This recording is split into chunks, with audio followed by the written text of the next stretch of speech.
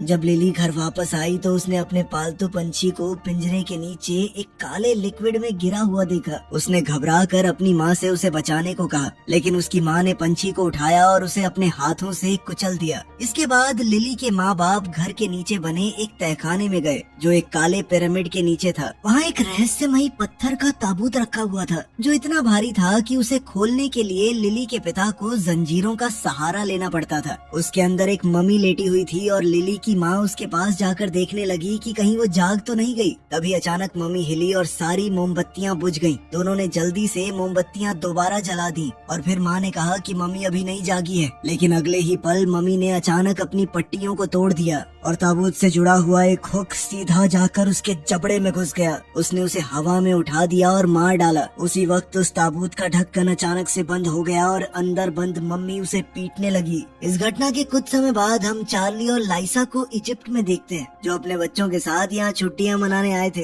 दोनों भागते हुए बाहर आए और देखा कि बच्चे लड़ रहे थे। उन्होंने तुरंत उन्हें अलग किया और पता चला कि सेबास्टियन ने केटी की डॉल बैल्कनी से नीचे फेंक दी थी, जिस वजह से वो टूट गई थी। लिसा को काम पर जाना था, इसलिए चार्ली ने टेप लगाकर डॉल को ठीक किया और वादा किया कि बाद में उसे किसी अच्छी दुकान पर ले जाएगा। लेकिन केटी अब भी गुस्से में थी क्योंकि सेबास्टियन को इस हरकत के लिए डांट नहीं पड़ी थी। उसे लगने लगा कि उसके माँ बाप सेबास्टियन को ज्यादा पसंद करते हैं। अपने पिता से बहस करने के बाद केटी बगीचे में खेलने चली गई। वहाँ उसने फेंस के पीछे एक औरत को खड़ा देखा। पहले उसे लगा कि वो उसकी दोस्त लिली है, लेकिन उस औरत ने कहा कि वो लिली की माँ है। उसने फूलों के साथ एक छोटा सा कारनामा दिखाया और केटी को उसकी पसंदीदा कैंडी भी दी। मगर केटी थोड़ी घबरा गई और कहने लगी कि उसे घर लौटना चाहिए। तब लिली की माँ ने उसे अपने बगीचे का एक फल दे दिया। इसी दौरान चार्ली को फोन आया और पता चला कि उसे अमेरिका में एक नई नौकरी मिल गई है। लेकिन जब वो मुड़ा तो उसकी नजर केटी के डॉल हाउस पर पड़ी और उसे कुछ अजीब लगा। उसने डॉल हाउस का दरवाजा खोला तो अंदर बहुत सारे कैंडी के रैपर्स पड़े हुए थे। हैरानी की बात ये थी कि ना उसने और ना ही लिसा ने बच्चों को कोई भी कैंडी दी थी। तो चार्ली ने सेबास्टियन से पूछा कि ये रैपर्स कहाँ से आए। इस पर सेबास्टियन ने बताया कि केटी की एक दोस्त है, वो उसे गार्डन में मिलने आती है, उसी ने दिए थे ये। उधर केटी जैसे ही फल पकड़ने लगी, लिली की माँ ने माफी मांगी और धीरे धीरे कोई मंत्र पढ़ने लगी। अचानक वो फल फट गया और उसके अंदर से एक कीड़ा निकला। वो सीधा केटी के मुंह के अंदर घुस गया। अचानक केटी सांस न ले पाने की वजह से जमीन पर गिर पड़ी। जब तक चार्ली गार्डन में पहुंचा, केटी वहां से गायब हो चुकी थी और फेंस में एक सुराख बना हुआ था। घबराया हुआ चार्ली तुरंत सड़क पर दौड़ा और पड़ोसियों से पूछने लगा कि क्या उन्होंने केटी को कहीं देखा है। तभी अचानक रेतीले तूफान के आने का अलार्म बजने लगा और चार्ली ने एक औरत को बच्ची के साथ भागते देखा। वो तुरंत उनके पीछे दौड़ पड़ा। कुछ देर तक वो उस औरत का पीछा करता रहा, लेकिन तेज आंधी और लोगों में मची अफरा तफरी की वजह से वो औरत भाग निकली। फिर बाद में पुलिस स्टेशन में डिटेक्टिव डीलिया लिसा और चार्ली से बात कर रही थी। दोनों ने उसे बताया कि केटी गायब हो गई है और उसे कैंडी रैपर्स भी दिखाए। डीलिया के बॉस ने उसे पहले परिवार की ही जांच करने को कहा क्योंकि उन्हें शक था कि शायद बच्ची को उन्होंने ही मारा हो। चार्ली को उनकी भाषा थोड़ी बहुत समझ आ गई और वो इस बात से बहुत ज्यादा गुस्सा हो गया। फिर इस घटना के 8 साल बाद हम देखते हैं कि ये परिवार न्यू मेक्सिको में रह रहा था। फिर भी उन्होंने केटी का कमरा बिल्कुल वैसे ही संभाल कर रखा हुआ था। अब उनकी एक और बेटी थी जिसका नाम माँ था और वो पूरी तरह तंदुरुस्त थी। लिसा की कैथलिक माँ कार्मेन भी उनके साथ ही रहती थी। केटी के गायब होने के बाद से ये परिवार कभी छुट्टियों पर नहीं गया था। उधर इजिप्ट के पूर्वी रेगिस्तान में एक लड़का अपनी साइकिल ठीक कर रहा था। तभी उसके पीछे अचानक एक हवाई जहाज क्रैश हो गया। आवाज सुनकर वो जांच करने गया और जंगल के अंदर उसे जहाज का मलबा मिला। पायलट की लाश जमीन पर पड़ी थी और उसके पास एक आंख भी पड़ी हुई थी। जब लड़के ने ऊपर देखा तो को पायलट एक पेड़ में बुरी तरह घुसा हुआ लटक रहा था। ये मंजर देखकर वो बेहद घबरा गया, वहाँ से भागा, लेकिन फिर थोड़ी दूर जाते ही गिर पड़ा, बिल्कुल उस पत्थर के ताबूत के सामने। कुछ समय बाद हम देखते हैं कि रिसर्चर्स परेशान बैठे थे क्योंकि उनकी टीम किसी भी मशीन की मदद से उस पत्थर के ताबूत के अंदर नहीं देख पाई थी। आखिरकार उन्होंने उसे खोलने का फैसला किया। उन्होंने पहले कभी इस तरह का ताबूत नहीं देखा था। फिर अंदर उन्हें एक मम्मी मिली। वो धीरे धीरे उस पर लिपटे कपड़े हटाने लगे और उन्हें उन पर बने कुछ अजीब निशान नजर आए। मम्मी के हाथों के नाखून बहुत लंबे थे और हैरानी की बात ये थी कि उसकी चमड़ी अभी भी ताजी लग रही थी। जब उन्होंने चेहरे से कपड़ा हटाया दिखाया तो सब हैरान रह गए। अंदर एक जवान लड़की थी। जैसे ही वो उसकी तस्वीरें लेने लगे तो वो मम्मी अचानक से जाग गई। उसकी आंखें पूरी तरह काली हो गई और उसके मुंह से एक कीड़ा बाहर निकला। वो सार्कोफेगस के अंदर तड़पने लगी और जोर जोर से चीखने लगी। उधर न्यू मैक्सिको में चार्ली और लिसा को अमेरिका की एम्बेसी से फोन आया। उन्हें बताया गया कि केटी जिंदा मिल गई है। ये खबर सुनते ही दोनों तुरंत कायरो के लिए निकल पड़े। वहाँ एक डॉक्टर ने उन्हें चेतावनी दी कि केटी ने बहुत ज्यादा ट्रॉमा और भूख का सामना किया है। वो गहरे शॉक की हालत में थी, इसलिए उसका व्यवहार अजीब हो सकता था। डॉक्टर ने कहा कि किसी भी अचानक हरकत या तेज आवाज से बचना होगा।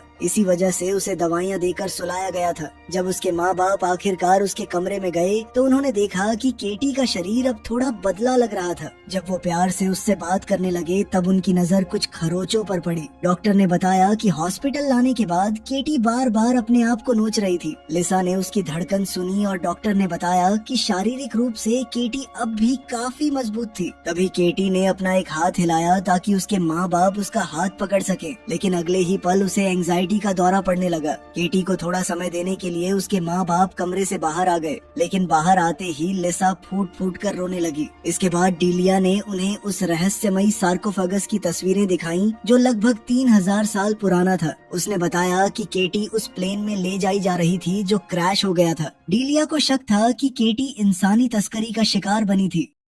अगले दिन चार्ली और लिसा केटी को घर ले आए। उसे देखकर उसके भाई बहन भी काफी घबरा गए। व्हीलचेयर को मुश्किल से सीढ़ियों पर चढ़ाया गया और केटी को उसके बेड पर लिटा दिया गया। फिर कार्मेन ने अपनी पोती के लिए प्रार्थना की और उसके माथे पर किस किया, लेकिन अचानक केटी सीधी बैठ गई और उसने कार्मेन के सर पर जोर से अपना सिर दे मारा। उसके बाद उसका शरीर अजीब तरह से पीछे की तरफ मुड़ने लगा और वो बेड के ऊपर हवा में तैरने लगी। फिर उसकी पीठ से डरावनी क्रैक की आवाज आई और वो धड़ से बेड पर गिर पड़ी। अचानक उसका शरीर फिर से तड़पने लगा। चार्ली ने उसे पकड़कर रोक लिया ताकि लिसा उसे नशे की दवाई दे सके। फिर उस रात चार्ली जवाब ढूंढने के लिए सार्कोफेगस और उस पर लपेटे हुए कपड़े की तस्वीरें देखने लगा। उधर लिसा केटी के पास बैठी थी और उसे पुरानी फैमिली फोटोज दिखाते हुए उनकी पुरानी जिंदगी के बारे में बात कर रही थी, लेकिन केटी बस तकिए पर गिरकर चुप पड़ी रही। कुछ देर बाद जब चार्ली अपनी पत्नी को देखने गया तो उसने लिसा को केटी के बेड पर सोता हुआ पाया, लेकिन केटी वहाँ नहीं थी। अब दोनों घबराकर उसे ढूंढने लगे। इसी बीच माँ की नींद कुछ अजीब आवाजों से खुल गई। उसने तुरंत सेबास्टियन को जगा दिया और जब उसने भी दीवारों के अंदर से आती हुई वो अजीबोगरीब आवाजें सुनी तो वो भी घबरा गया। अचानक ऐसा लगा जैसे दीवार के अंदर कुछ हिल रहा हो। सेबास्टियन ने तुरंत एक बैट उठा लिया, लेकिन कुछ करने से पहले ही उसके माँ बाप वहाँ पहुँच गए। फिर लिसा ने दीवार में बना हुआ एक छोटा दरवाजा खोला, लेकिन उसके सामने से कोई चीज तेजी से भाग गई और वो डर गई। वो दीवार के अंदर घुसी और उसने देखा कि केटी कुछ बॉक्सेस के पीछे छुपी हुई थी, लेकिन जैसे ही केटी ने उसकी आवाज सुनी वो भाग निकली। फिर एक डरावनी चेस शुरू हो गई। इधर चार्ली दूसरी तरफ से आवाजों का पीछा करते हुए उनके साथ साथ दौड़ने लगा। तभी दीवार पर एक बिच्छू रेंगता हुआ नजर आया। केटी ने तुरंत हाथ बढ़ाकर उसे पकड़ लिया और सबके सामने उसे खाना शुरू कर दिया। शोर सुनकर माँ और सेबास्टियन भी वहाँ पहुँच गए। वो बिल्कुल ऐन वक्त पर केटी के कमरे में आए और देखा कि केटी दीवार के अंदर से बाहर निकल रही थी, जबकि उसके माँ बाप उसे संभालने की कोशिश कर रहे थे। लिसा ने हिम्मत करके केटी के मुंह के अंदर हाथ डाला और बिच्छू को बाहर खींच निकाला, जिसके बाद केटी ने अजीब सी हरी उल्टी कर दी।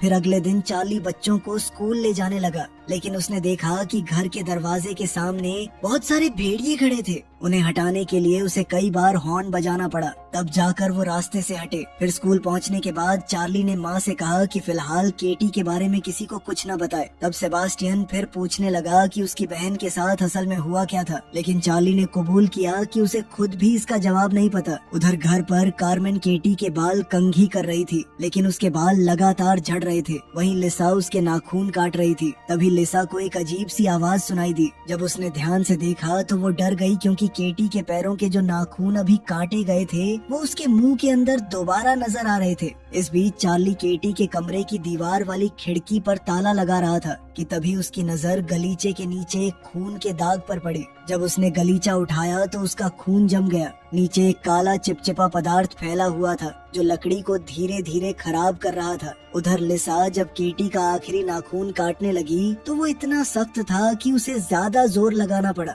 इस वजह से नाखून के साथ उसकी काफी सारी चमड़ी भी उखड़ गई। अचानक चार्ली को कार्मेन की चीख सुनाई दी वो तुरंत बाथरूम की तरफ भागा और देखा कि दोनों औरतें जमीन पर गिरी हुई थी, लेकिन केटी वहाँ नहीं थी। तभी एक आवाज सुनकर उसने देखा कि केटी सीढ़ियों से नीचे भाग रही थी। पास में दीवार पर खून से बना एक हाथ का निशान भी था। जब चार्ली ने एक दरवाजा खोला तो उसने देखा कि केटी बहुत दर्द में थी और एक लोहे की रॉड से अपने पैर को बार बार मार रही थी, जैसे वो उसे अलग कर देना चाहती हो। कुछ देर बाद हम देखते हैं कि केटी को फिर से दवाइयाँ देकर बेड पर लेटा दिया गया और लिसा ने उसके पैर पर पट्टी बांध दी थी। चार्ली ने कहा कि उन्हें केटी को किसी स्पेशल हॉस्पिटल में भेजना चाहिए, लेकिन लिसा ने साफ मना कर दिया। वो अपनी बेटी को दोबारा खोना नहीं चाहती थी। तभी दोनों के बीच कॉरिडोर में बहस शुरू हो गई। इसी दौरान चार्ली को एहसास हुआ कि लिसा अब भी केटी के गायब होने के लिए उसे दोष देती है, लेकिन चार्ली ने याद दिलाया कि उसे भी उस कैंडी वाली दोस्त के बारे में कुछ पता नहीं था। ये बात सुनकर लिसा और ज्यादा दुखी हो गई और उसने चार्ली के मुंह पर दरवाजा बंद कर दिया। फिर बेडरूम में लिसा रोते हुए केटी से बात करने की कोशिश करने लगी। वो उससे बोलने के लिए कह रही थी, लेकिन जब कोई जवाब नहीं मिला तो गुस्से में उसने केटी को हल्का सा झंझोड़ दिया। इसके जवाब में केटी ने उसके मुंह पर थूक दिया।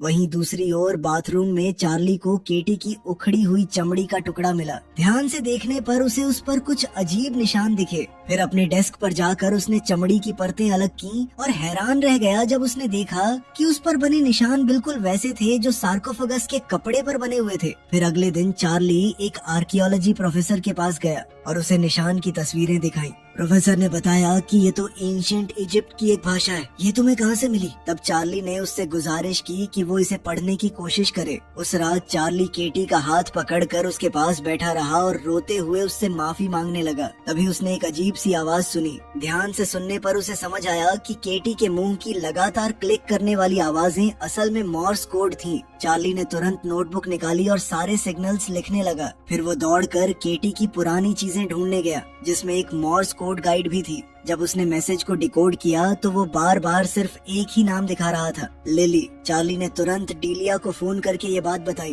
डीलिया ने पूछा कि क्या उनके किसी दोस्त या जान पहचान वाले का नाम लिली था या फिर कभी उस नाम की किसी लड़की ने उनसे संपर्क किया था। ये सुनकर चार्ली को कुछ याद आया। उसने पुराने लेटर्स और कार्ड से भरा एक बॉक्स खोला और उसमें उसे एक कार्ड मिला जिस पर कैंडी की ड्राइंग बनी हुई थी। कार्ड के नीचे एक नाम लिखा था, लिली। इसी बीच माँ बाथरूम से बाहर आई और उसे केटी के कमरे से एक गाना सुनाई दिया। उसे लगा कि शायद ये आवाज उसकी बहन की है। जब उसने पूछा तो केटी ने मान लिया कि वो अब बोल सकती है, लेकिन उसने माँ से कहा कि फिलहाल ये बात किसी को न बताए। फिर अचानक केटी दरवाजे के पीछे से माँ की उंगलियों को चाटने लगी। ये देखकर माँ डर गई और भाग खड़ी हुई, लेकिन केटी ने कुछ काले जादू के शब्द फुसफुसाए और माँ एकदम से वहीं जम गई। कुछ ही पलों में माँ का शरीर हवा में उठने लगा और उसे सांस लेने में तकलीफ होने लगी। उनके घर की लाइट्स भी लगातार जल बुझ करने लगी और फिर माँ जोर से दरवाजे से टकरा गई। फिर अगली सुबह डीलिया को चार्ली से वो कार्ड मिला। उसने सिस्टम में सर्च किया, लेकिन उसे लिली नाम की कई लड़कियां मिली जिनका सरनेम कार्ड पर लिखे नाम से मिलता था। एक कोलीग की मदद से उसने पता लगाया कि वो कार्ड सिर्फ असवान के रेगिस्तान के बीच मौजूद एक छोटे से पोस्ट ऑफिस से भेजा गया हो सकता था। ये जगह उस प्लेन क्रैश की जगह के भी काफी करीब थी। वहाँ आसपास सिर्फ एक ही और चीज थी, एक नेक्टरीन के फलों का खेत। अब रेगिस्तान के बीच ऐसा खेत होना काफी अजीब बात थी। फिर डीलिया ने केटी के किडनैपिंग वाले दिन की तस्वीरें दोबारा देखी और उसने जमीन पर पड़ा हुआ वो फल भी देख लिया। उधर चार्ली आर्कियोलॉजी प्रोफेसर से मिला। प्रोफेसर ने बताया कि वो अजीब लिखावट वाकई हायराटिक भाषा में थी और उसे एक मम्मी को बांधने वाले कपड़ों पर लिखा गया था। फिर उसने बताया कि उसमें एक नाम बार बार लिखा हुआ था, नास्मारानियन। फिर प्रोफेसर ने प्राचीन इजिप्शियन मॉन्स्टर्स पर हुई एक इंटरनेशनल लेक्चर की रिकॉर्डिंग चलाई। उस लेक्चर के मुताबिक नास्मारानियन एक बहुत पुराना राक्षस था जो परिवारों को बर्बाद कर देता था। वो एक इंसान से दूसरे इंसान में जाकर नफरत फैलाता था। उसे रोकने का सिर्फ एक ही तरीका था, वही शब्द जो उन प्राचीन बाइंडिंग्स पर लिखे गए थे। इन बाइंडिंग्स को उस व्यक्ति के शरीर पर लपेटा जाता था जो राक्षस के कब्जे में हो, ताकि नास्मारेनियन उसके अंदर ही कैद रहे। खैर, उधर स्कूल में हम देखते हैं कि माँ अचानक अपनी टीचर की बेइज्जती करने लगी थी। उसी वक्त घर पर केटी मुस्कुरा रही थी क्योंकि वो अपनी छोटी बहन को कंट्रोल कर रही थी। वहीं इजिप्ट में डीलिया उस खेत तक पहुंच गई। उसने दरवाजा खटखटाया लेकिन किसी ने जवाब नहीं दिया। आखिरकार उसने पिछले दरवाजे से अंदर घुसने का फैसला किया और घर के हर कमरे की तलाशी लेने लगी। कुछ देर बाद उसे एक पिरामिड मिला और उसके साथ एक चेन मैकेनिज्म भी जो तहखाने का रास्ता दिखा रहा था। फिर डीलिया नीचे उतरी और वहाँ उसने वो जगह देखी जहाँ पहले सार्कोफेगस रखा हुआ था। जब वो वापस घर के अंदर आई और फोन इस्तेमाल करने की कोशिश की तो वहाँ कोई सिग्नल नहीं था। तभी उसकी नजर सामने के खुले हुए दरवाजे पर पड़ी। अगले कमरे में उसे किसी की मौजूदगी महसूस हो रही थी। डीलिया ने तुरंत अपनी गन निकाली और जोर से कहा कि वो पुलिस है। ये सुनते ही वो साया भागने लगा। अचानक लिली की माँ सामने आ गई और चाकू लेकर डीलिया पर हमला करने की कोशिश की। तब अपनी जान बचाने के लिए डीलिया ने गोली चला दी और उसे गिरा दिया। उसके बाद डीलिया ने केटी के बारे में पूछने की कोशिश की, लेकिन तभी उसकी नजर दरवाजे पर खड़ी लिली पर पड़ी। लिली तुरंत भाग गई और डीलिया उसके पीछे दौड़ पड़ी। लंबी दौड़ के बाद डीलिया ने उसे एक चट्टान के किनारे पर घेर लिया, लेकिन लिली लगातार जमीन खोदती जा रही थी। उसे रोकने के लिए डीलिया ने आसमान की तरफ गोली चला दी। तब लिली ने अपने हाथ में पकड़ा हुआ एक बॉक्स दिखाया जो उसने अभी अभी जमीन के अंदर से निकाला था। जब डीलिया ने बॉक्स खोला तो उसे अंदर एक टेप मिली जिस पर केटी लिखा हुआ था। इसी बीच लिसा बाथटब भरने की कोशिश कर रही थी, लेकिन नल से साफ पानी की जगह काला पानी निकलने लगा। घबराकर वो तुरंत बेसमेंट में गई ताकि पूरा पानी का सिस्टम बंद कर सके। वहाँ उसे पाइप्स के अंदर से कुछ अजीब आवाजें भी सुनाई दी। साथ ही उसकी नजर चार्ली के लाए हुए कार्ड्स और कागजों पर भी पड़ी। उधर चार्ली बच्चों को स्कूल से लेकर घर लौट रहा था। रास्ते भर माँ बार बार वही बुरी गालियाँ दोहरा रही थी जो उसने पहले बोली थी। तब चार्ली ने सेबास्टियन से कहा कि वो अपनी माँ को स्कूल में हुई बात के बारे में कुछ न बताए। वहीं घर पर कार्मेन केटी के कमरे में बैठी प्रार्थना कर रही थी। अचानक केटी ने उसका हाथ काट लिया और उस पर झपट पड़ी। फिर केटी ने कहा कि वो चाहे तो उसका दिल धड़कना बंद कर सकती है। ये सुनकर कार्मेन ने उसे जोर से धक्का दिया और कमरे से भागने की कोशिश की, लेकिन केटी ने अपनी ताकत से दरवाजा बंद कर दिया। जब कार्मेन पलटकर देखती है तो केटी वहाँ से गायब थी और व्हीलचेयर अपने आप हिल रही थी। अगले ही पल केटी उसके पीछे नजर आई और उसने कार्मेन को जोर से गिरा दिया। वो इतनी जोर से गिरी कि उसके नकली दांत मुंह से बाहर आ गए। कार्मेन ने अपना जीसस का क्रूसिफिक्स पकड़ा और दोबारा प्रार्थना करने लगी, लेकिन केटी हंसने लगी और अपनी शक्ति से माला को ही कार्मेन के गले में कस दिया। फिर उसने वहशी आवाज में कहा कि मरना काफी मजेदार होता है। इतना कहकर उसने कार्मेन को खिड़की से बाहर फेंक दिया। कुछ देर बाद चार्ली और बच्चे घर पहुँचे और उन्होंने देखा कि वो भेड़िए अब नहीं है यहाँ पे। तभी कार्मेन सीधा उनकी गाड़ी के बोनट पर आकर गिरी। माँ ये देखकर हंसने लगी, जबकि चार्ली तुरंत कार्मेन की मदद के लिए भागा, लेकिन उसी वक्त एक भेड़िया गाड़ी के दरवाजे के पास आ गया। उधर लीसा जब केटी के कमरे में गई तो उसने देखा कि केटी आराम से बेड पर सो रही थी, लेकिन जब उसने खिड़की से बाहर देखा तो उसका खून जम गया। बाहर भेड़िए उसकी माँ के शरीर को नोचकर खा रहे थे। वहीं दूसरी ओर पुलिस स्टेशन में डीलिया ने टेप चलाई। वीडियो में लिली की मां नजर आई। वो कह रही थी कि एक मासूम बच्चा सबसे बेहतर होता है क्योंकि उसका शरीर ज्यादा देर तक टिकता है, लेकिन जरूरत पड़े तो कोई भी इंसान काम आ सकता है। उसके बाद वीडियो में प्राचीन भाषा के कुछ शब्द और एक अजीब सा काला जादू दिखाया गया। डीलिया ने लिली से पूछा कि इस टेप का मतलब क्या है। जब लिली ने जवाब नहीं दिया तो डीलिया ने उसे झंझोड़ दिया। तब लिली ने अपना मुंह खोला और दिखाया कि उसकी जुबान काट दी गई थी। डीलिया ने पूछा कि क्या ये उसकी माँ ने किया था, तो लिली ने हाँ में सिर हिला दिया। फिर काफी मुश्किल से लिली ने समझाया कि एक बार उसने सच बताने की कोशिश की थी और सजा के तौर पर उसकी जुबान काट दी गई। उसने ये भी बताया कि केटी को सार्कोफेगस से बाहर नहीं होना चाहिए था। जब डीलिया ने और जानकारी मांगी तो लिली ने सब कुछ लिखकर बता दिया। सब पढ़ने के बाद डीलिया ने तुरंत चार्ली को फोन करने की कोशिश की, लेकिन उसने कॉल नहीं उठाया। उधर कार्मेन के अंतिम संस्कार के दौरान माँ अपना दांत खींचती रही जब तक कि वो जड़ से निकल नहीं गया। वहीं चार्ली केटी के बंद कमरे के बाहर बैठा हुआ था। तब सेबास्टियन आया और उसे बताया कि उसकी माँ उसे बुला रही है। चार्ली फिर लिसा के पास गया। इस बार लिसा भी मान चुकी थी कि केटी को किसी खास हॉस्पिटल में भेजना ही पड़ेगा। इसी दौरान सेबास्टियन केटी के कमरे के बाहर पहरा दे रहा था। तब उसने अंदर से केटी की आवाज सुनी। केटी बहुत प्यार और मासूमियत से बोल रही थी कि वो भी सबके साथ रहना चाहती है। ये सुनकर सेबास्टियन डर गया। वो दौड़कर अपने कमरे में चला गया और हेडफोन्स पहनकर खुद को उस आवाज से दूर करने की कोशिश करने लगा, लेकिन सेबास्टियन के दिमाग में अब भी केटी की आवाज गूंज रही थी। केटी उससे पूछ रही थी कि क्या उसे वो गुड़िया याद है जो उसने बालकनी से नीचे फेंक दी थी। फिर उसने कहा कि उसी बात से उसे भी ग्रैंडमा को फेंकने का आइडिया मिला था। उधर किचन में माँ के सारे दांत टूट चुके थे। छत पर एक दाग नजर आ रहा था जो बिल्कुल केटी के कमरे में मिले खून के दाग जैसा था। कुछ ही देर में वो हिस्सा टूट गया और अचानक उसमें से केटी बाहर आ गई। फिर माँ कार्मेन के ताबूत के पास गई और उसके मुंह से एक धागा खींचने लगी। धागा खींचते ही कार्मेन का मुंह खुल गया। जब माँ ने अपने माँ बाप की तरफ मुस्कुरा कर देखा तो उसके मुंह में कार्मेन के दांत लगे हुए थे। तभी एक आदमी गलती से उससे टकरा गया तो माँ अचानक उस पर टूट पड़ी और उसकी गर्दन पर झपटने लगी। जब आसपास के लोग उसे रोकने की कोशिश कर रहे थे तब केटी छत पर रेंगती हुई ताबूत के ऊपर पहुँच गई। फिर वो सीधा ताबूत में कूद गई और कार्मेन पर टूट पड़ी। ये देखकर लिसा घबरा गई और केटी को बाहर खींचने के लिए दौड़ी, लेकिन ताबूत का स्टैंड टूट गया और दोनों शरीर बाहर गिर पड़े। उसी पल माँ होश में वापस आ गई, जबकि केटी कार्मेन के जख्मों से बह रहा खून चाटने लगी। फिर अंतिम संस्कार खत्म होने के बाद केटी को व्हीलचेयर से बांध दिया गया और उसके कमरे की खिड़की भी सील कर दी गई। अब चार्ली उसके कमरे में बैठकर उस पर नजर रखने लगा, लेकिन इससे भी केटी की शक्तियाँ नहीं रुकी। वो बार बार सेबास्टियन को अपना सर बेड से टकराने पर मजबूर कर रही थी। उधर लिसा सामान पैक कर रही थी और माँ लगातार उसे बुरा भला कह रही थी। वो कह रही थी कि लिसा एक बुरी माँ है। तभी अचानक केटी की व्हीलचेयर हवा में उठने लगी और इसी दौरान घंटी बजी। दरवाजे पर डीलिया थी। वो अपने साथ वो टेप लाई थी और लिली की माँ ने जो कुछ कहा था उसका मतलब समझाने लगी।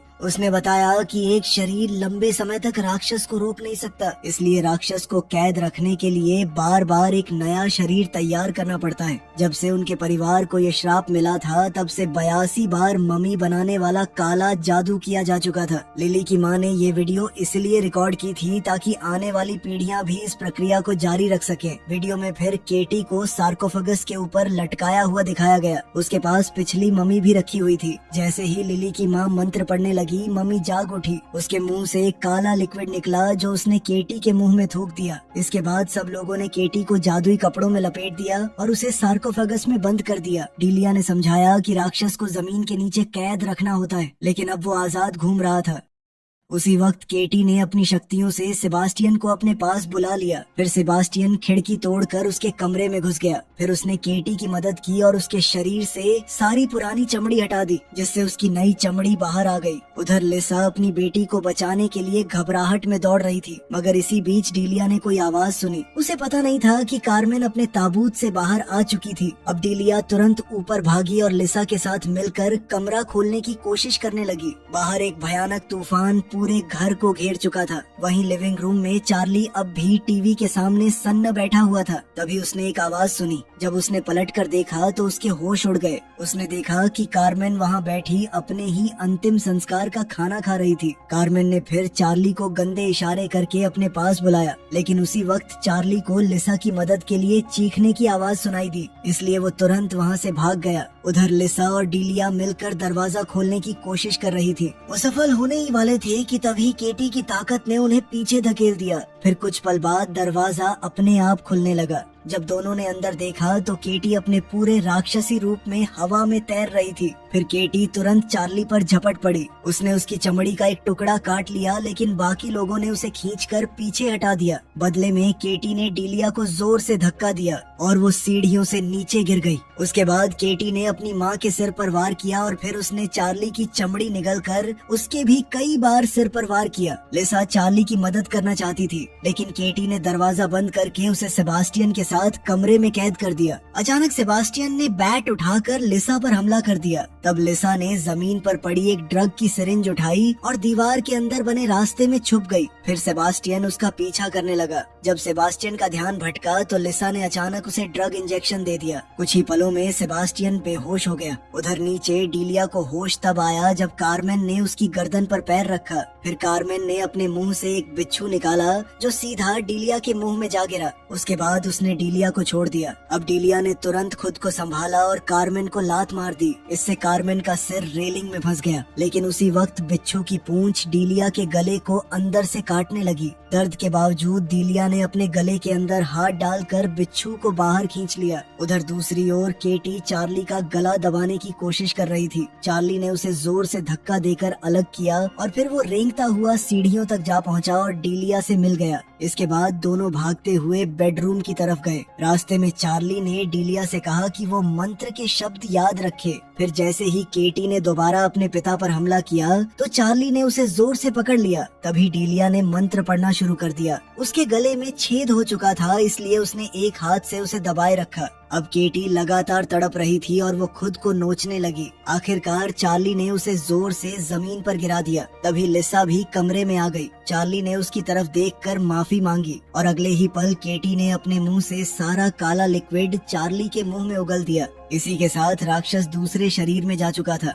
चार्ली और केटी दोनों एक साथ जमीन पर गिर गए। वो दोनों एक दूसरे का हाथ पकड़े हुए थे। फिर कुछ देर बाद केटी को होश आया और इस बार उसने अपनी माँ को नॉर्मल आवाज में मॉम कहकर बुलाया। कुछ समय बाद हम देखते हैं कि चार्ली को तहखाने में एक ताबूत के अंदर बंद कर दिया गया था। अब बिल्कुल नॉर्मल दिख रही केटी ने उस ताबूत पर मॉर्स कोड के जरिए नॉक किया तो अंदर से चार्ली ने भी मॉर्स कोड में ही जवाब दिया। उसने अपने परिवार को बताया कि वो उनसे बहुत प्यार करता है। इसी बीच उन्हें पता चला कि लिली की माँ अब भी जिंदा है और वो हॉस्पिटल में भर्ती है। फिर एक दिन दोपहर को लिसा उससे मिलने आई। उसने चुपके से उसे नशे का इंजेक्शन दे दिया। फिर डीलिया व्हीलचेयर पर बैठे चार्ली को लेकर आई और तीनों ने मिलकर राक्षस को लिली की माँ के अंदर भेजने का जादू शुरू कर दिया।